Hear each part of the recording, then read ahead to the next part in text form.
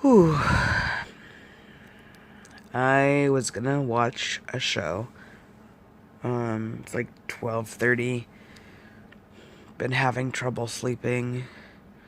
Was gonna watch a show, hopefully make me feel tired. I don't know. I mean, I feel mentally tired, but no, I don't know. Maybe I don't feel mentally tired, but I feel emotionally tired. I don't know.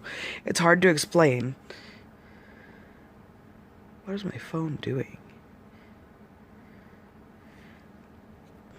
My phone just like did this weird kind of thing. I'm gonna unplug it from the charger and see what happens. Um,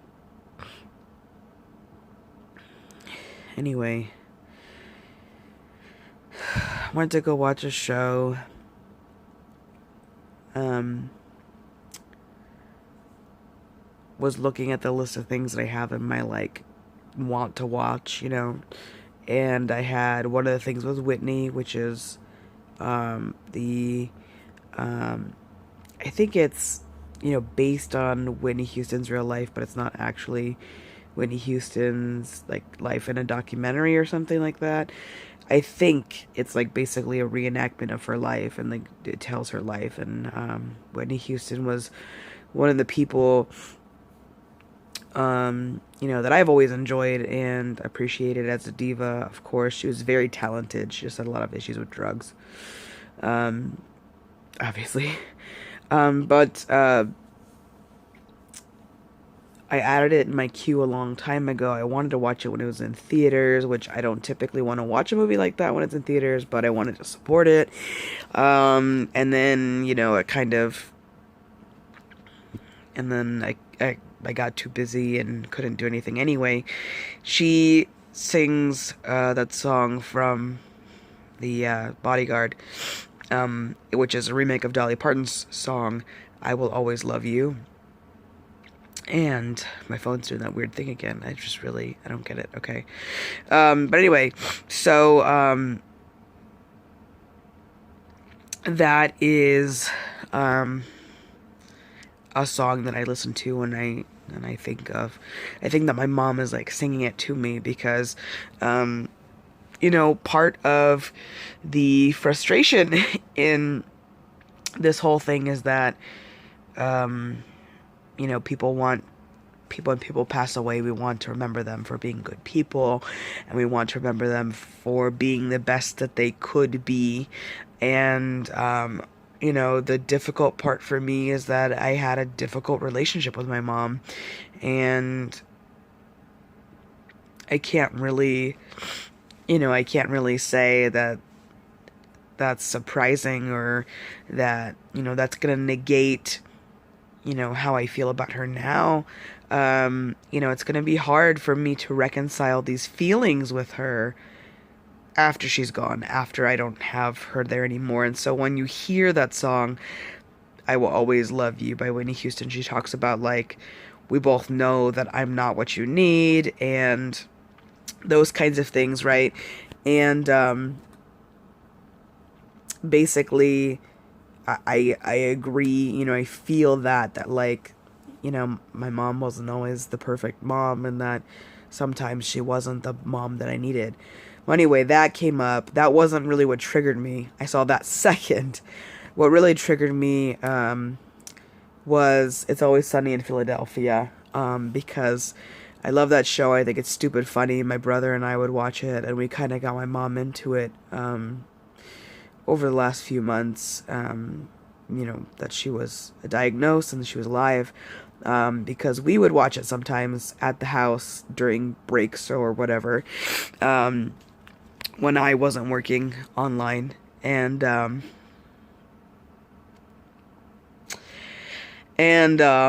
we watched an episode.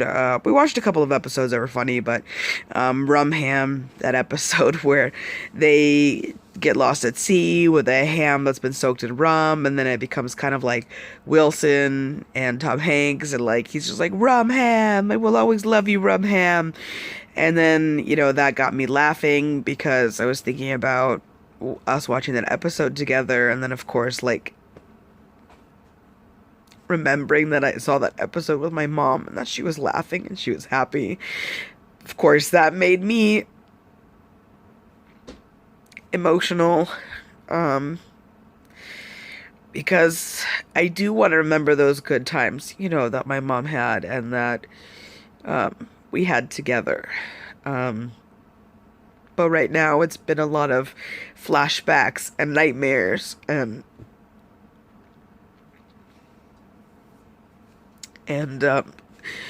it's been hard, of course, to kind of focus on the good because I'm going to shift a little bit because I was there with her like every second of every day. And I saw her go from bad to worse in those last few weeks. And that's just like traumatizing. It's just so traumatizing. I don't wish that on anybody. And while I'm very thankful and grateful that I had the ability to say goodbye and that it wasn't sudden and that it was kind of, I mean, it was sudden, like within weeks, but sudden as in I had more than, a few hours or she didn't die and I wasn't there. Like, I'm so grateful for that. It still sucks so much. And,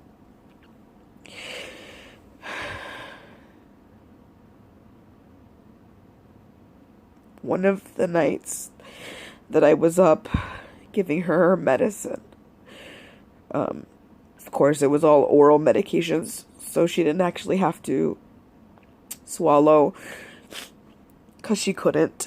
I stayed up and I watched the episode of From Him with her. And it's a funny episode, and I was laughing, and at the same time, I'm sure I was crying. I don't even really remember, but I do remember that. I hope that she could hear it. I hope that she appreciated that. Because I was trying to give her another opportunity to laugh. If not externally, because she couldn't anymore. Internally, with her soul. She was in there. She heard everything. I hope she heard everything. Because everything that we shared in those days, everything that we said to her, every moment was meaningful to me, and I'm sure to the rest of our family. And I don't know, that was my trigger right now, like some fucking show that I watch for a long time. I dread that everything is going to be a trigger. And it seems to be that way right now. And I guess they have to deal.